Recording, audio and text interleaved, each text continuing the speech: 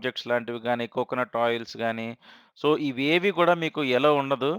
So, ఒక passport మీద 2 litres అయితే అలౌ చేస్తారు. ఆనంద్ స్వీట్స్‌లో శాంపుల్ స్వీట్స్ ఇస్తారనమాట. మిస్ అవ్వమాకండి.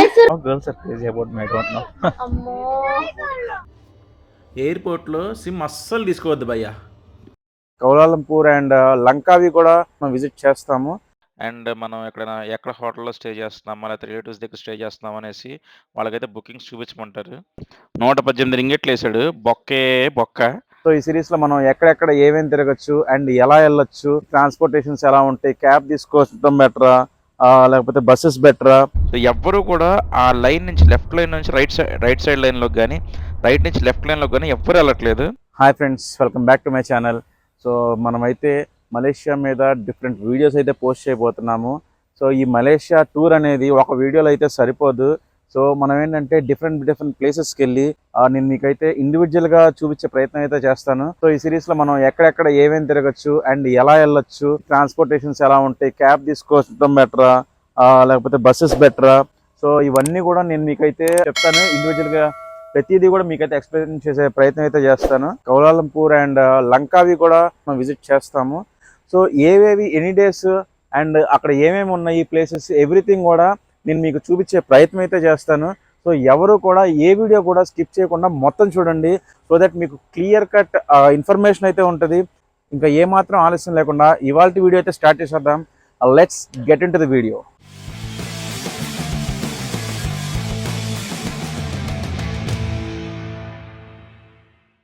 మనమైతే బెంగుళూరులో ఉన్న ఇంటర్నేషనల్ ఎయిర్‌పోర్ట్‌కి అయితే వచ్చాము. ఈ ఎయిర్‌పోర్ట్ మొత్తం కూడా ఒక ఇంద్రభవనంలా ఉంది. ఇక్కడ మీరు చూస్తే మొత్తం అంతా కూడా గోల్డెన్ కలర్‌లో దగ మెరిసిపోతుంది. చాలా చాలా బావుంది. సో, మనం అంతకుముందు డొమెస్టిక్‌కెళ్ళాం గానీ ఇంటర్నేషనల్ ఇదే ఫస్ట్ టైము. చాలా చాలా బ్యూటిఫుల్‌గా ఉంది. ఈ ఎయిర్‌పోర్ట్‌లో లైబ్రరీ లాగా సౌండ్ ఉండదు. నాకంటే నువ్వే బాగా చెప్తున్నావురా. నాకంటే మా వాడే మంచిగా చెప్తున్నాడండి వ్లాగ్స్. ఈసారి చెప్పిస్తా ఒక వీడియో. మీరు ఎయిర్‌పోర్ట్‌కెళ్ళేటప్పుడు ఇక్కడ కనిపిస్తున్న ఏ ఐటెమ్ కూడా మీరు తీసుకెళ్ళొద్దు. షార్ప్ ఆబ్జెక్ట్స్ లాంటివి గానీ, కోకోనట్ ఆయిల్స్ గానీ, సో ఇవేవి కూడా మీకు ఎలో ఉండదు. సో జాగ్రత్తగా ఈ వీడియోని ఇక్కడ పాజ్ చేసుకొని ఐటెమ్స్ అన్నీ చెక్ చేసుకోండి. ఇవి మాత్రం అస్సలు తీసుకెళ్ళొద్దు. మనం ఇంటర్నేషనల్ ఫ్లైట్ కదా, కొంచెం ముందు వద్దామని చెప్పి కొంచెం ముందు వచ్చాము. ఎంత ముందు తెలిసా 4 గంటల ముందు వచ్చాము మనం. లాంజ్ ఉంది లాంజ్కి వెళ్దాం. ఇదే లాంజ్. ఎలా 4 గంటల ముందు వచ్చాం అంటే తెలిసిందేగా. కానీ బెంగళూరు ట్రాఫిక్ దారుణమైన ట్రాఫిక్. 2 గంటలు అంటే మేము ఎన్ని గంటలకు బయలుదేరింది సార్? రాత్రి 11:30కి ఫ్లైట్ అయితే సాయంత్రం 5:30కి స్టార్ట్ అయ్యాం మనం. మీరు ఎవరికైనా గిఫ్టులు తీసుకెళ్ళాలంటే ఇక్కడ డ్యూటీ ఫ్రీలో మనకి కావాల్సినన్ని మందు బాటిల్స్ ఉన్నాయి. సో, ఒక పాస్‌పోర్ట్ మీద 2 లీటర్స్ అయితే అలౌ చేస్తారు. సో, 2 లీటర్లు మీరు ఇక్కడి నుంచి మలేషియా తీసుకెళ్ళొచ్చు. డ్యూటీ ఫ్రీ అనమాట. మాక్సిమం ఇక్కడి నుంచి ఎవరు తీసుకెళ్ళరు గానీ, వచ్చేటప్పుడు కూడా మళ్ళీ మనం డ్యూటీ ఫ్రీ నుంచి వస్తాం కాబట్టి, సో, మనం వచ్చేటప్పుడు తెచ్చుకోవచ్చు ఒక 2 లీటర్స్ ఆఫ్ లిక్కర్. ఇదంతా గ్లాసులతో అదంతా చాలా బాగుంది లైట్. లాంజ్ యాక్సెస్ కోసం మనమైతే లైన్‌లో నుంచున్నాము. ఈసారి ఇంటర్నేషనల్ లాంజ్ యాక్సెస్ మిస్ అయింది మనకి. అంటే ఫస్ట్ టైం కదా. నేను అన్ని కార్డులు తీసుకొచ్చాయి. దేనికి ఉంది యాక్సెస్ మనకు తెలియదు. ఏది కూడా అవైలబిలిటీ ఇది లేదు. పర్ పర్సన్ 4,100 అంట. సరే 4,100 పెట్టి ఏమి వెళ్తాను చెప్పండి. ముగ్గురు చిన్నపిల్లలు కూడా 2,300 అన్నాడు. సరే మొత్తం 11,000 అవుతుంది. మనం 5 ఇయర్స్ లోపు అయితే ఫ్రీ అంట. 5 ఇయర్స్లో 5 ఇయర్స్లో ఫ్రీ.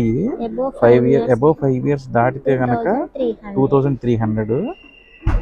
అదే మనలాంటి పెద్దలకైతే 4,100 ఇంటర్నేషనల్ లాంజ్ యాక్సెస్ యొక్క ప్రైస్. ఈసారి బాగా మిస్ అవుతున్నాం. ఎందుకంటే మనం మలేషియా వెళ్ళి రావడానికి మనకు 12,000కి వచ్చింది ఫ్లైట్ టికెట్. అలాంటిది లాంజ్కి 12,000 పెట్టి వెళ్ళాలంటే మనసు రావట్లేదు.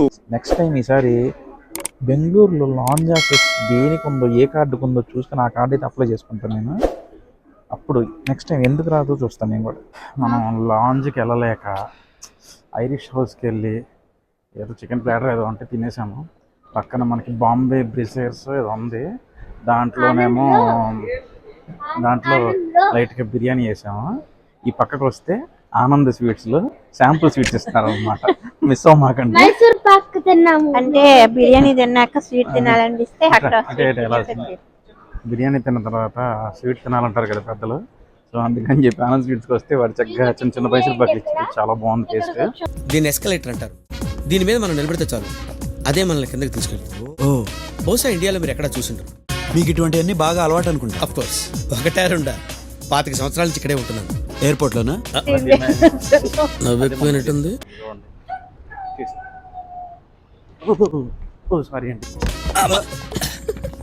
సారీ అండి, అలా దిగాలని తెలియక మేము మామూలుగా దిగేసాం. పర్వాలేదు కదా? ఈలోపు మా వాడికి అర్జెంట్ వాష్రూమ్ అంటే పరిగెత్తుకుంటూ వచ్చాము. ట్యాప్స్ భలే వెరైటీగా ఉన్నాయి. ఆ ట్యాప్స్కే మనకి డ్రైయర్ ఉంది, హ్యాండ్ డ్రైయర్. సో మా వాడు ఆరబెట్టుకుంటున్నాడు చూడండి. లాస్ట్ టైం డొమెస్టిక్ గోవా వెళ్ళినప్పుడు బస్సులో వెళ్ళాం. ఇప్పుడు బస్సు ఏం లేదు, డైరెక్ట్గా చక్కగా దిగి నడుచుకుంటూ వెళ్తే ఇక్కడే ఉంది ఫ్లైట్ పక్కనే.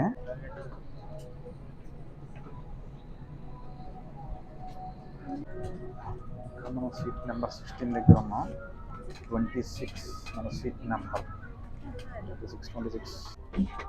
పాపం మా ఆయనకి ప్లేస్ కూడా లేదు, కాళ్ళు కూడా సరిపోవట్లేదు సామే. ఏందిరా నాకు కొంచెం గ్యాప్ ఉంది. నువ్వు పట్టిదాని కాబట్టి నీకు ఉంటుంది, నాకు చూడు నీకుంటుంది సార్. మాకు చూడండి, మా వాడికి చాలా గ్యాప్ ఉందండి. 4 గంటలు ఫ్లైట్ జర్నీ. ఇలాగే కూర్చోవాలా, అటు కాకుండా ఇటు కాకుండా.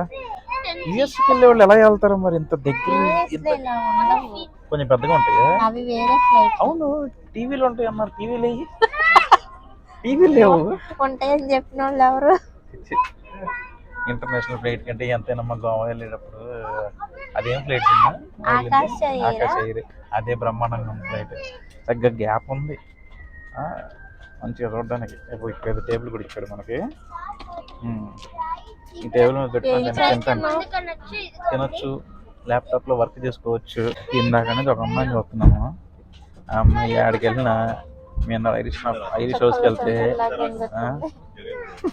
ఐరిష్ హౌస్ దగ్గర అక్కడే ఉంది. ఇక్కడ వస్తే మా పక్కనే కూర్చుంది. ఏంటంటే girls are crazy about my don't know. అమ్మో, మీకు విషయం తెలుసా? స్వెటర్ తెచ్చుకోలేదు, బ్లాంకెట్ తెచ్చుకోలేదు. ఇక్కడ ఎవరిని చూసినా స్వెటర్ తీసుకున్నారు. చలేస్తే వనకడమే. ఏంటి బ్లాంకెట్స్ ఇస్తారా? ఎవరు ఇష్టం లేకపోతే అవి ఆపుకొని కూర్చోవడం అంతే. సో ఇప్పుడు మనం ఫ్లైట్ బయట చూద్దాం view.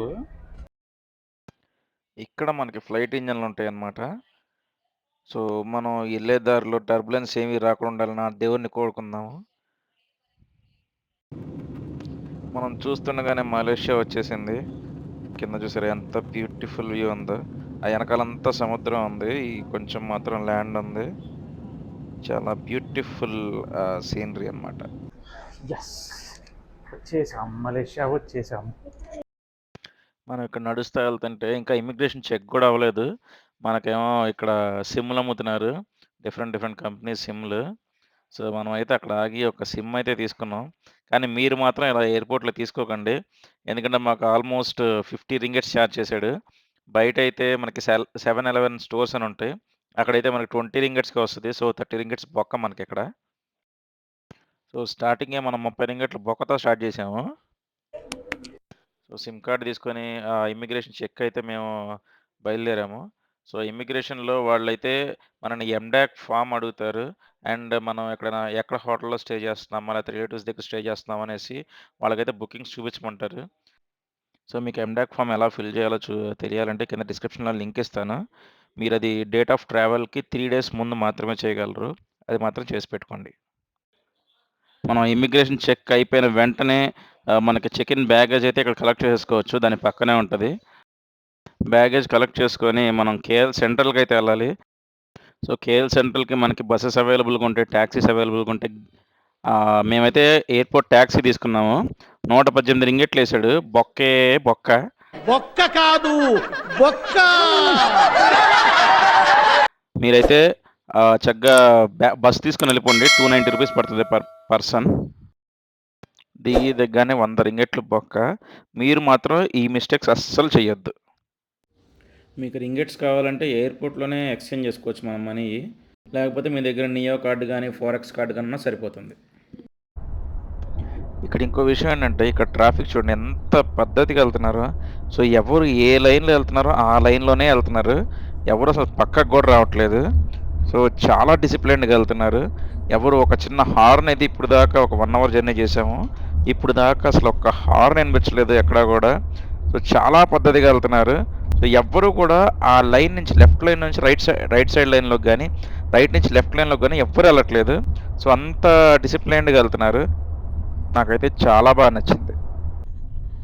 So finally we reached KL Central. So let's begin the show. Now game start.